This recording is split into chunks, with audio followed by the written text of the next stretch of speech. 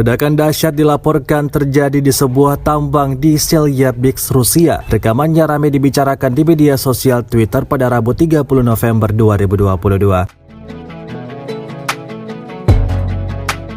Ada banyak pendapat tentang ledakan yang terjadi di sebuah tambang itu. Pasukan Rusia mengklaim bahwa itu adalah serangan ancang-ancang dari pasukan lawan yang diarahkan ke tempat tersebut.